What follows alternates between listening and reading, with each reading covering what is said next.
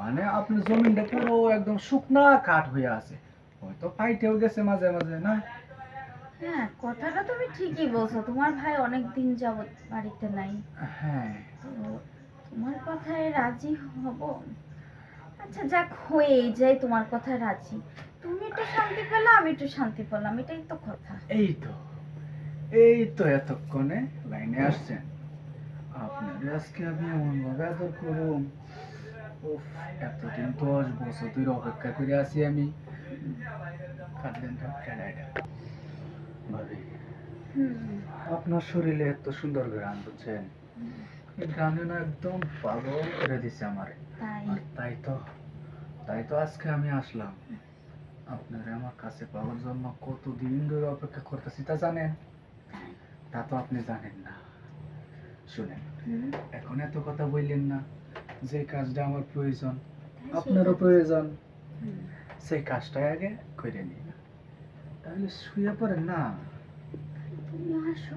হ্যাঁ। এটা দরকার নেই, এটা তুমি যা শুনে নিয়েছো। ওটা লাগবো না তাই না? বুঝতে পারছি।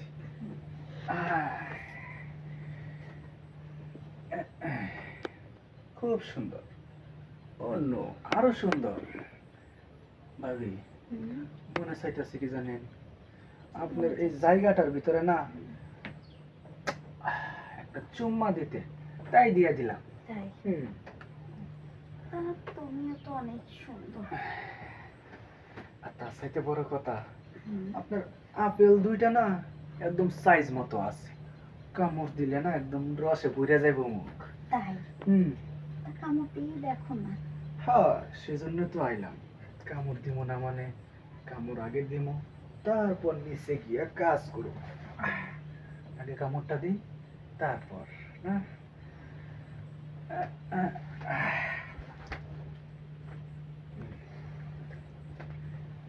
ব্যাপার কি? এই খারাপ এখানে তো কই তুমি ঘন ঘন আমগো ভাইতে হোকে। আরে ভাইজান, খারাপ খারাপ সমস্যা নাই, বেউস হওয়ার কিছু নাই। তেমন কিছু না। এগুলা কি হয়? হ্যাঁ, ডাল ভাজা। ডাল ভাজা, এটা কি? বড় ভাইজান, এটা কিছু না। এই খারাপ বড় ভাইজান কিছু না।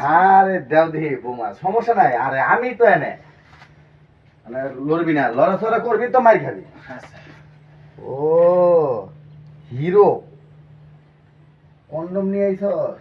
আরে ওইটা কি আর জন্য আছে জানেন? বাবে আমার ফোন দিল, কইলো কি ই কর, দুইটা বেলুন নিয়া ওইটা আমি হ্যাঁ। ফুলাইয়া তারপর না ফুটকা বানায়া ঘরের ভিতরে সুন্দর করে রাখুন। ওই জন্য ফুটকা নিয়ে বানায়া এলাম।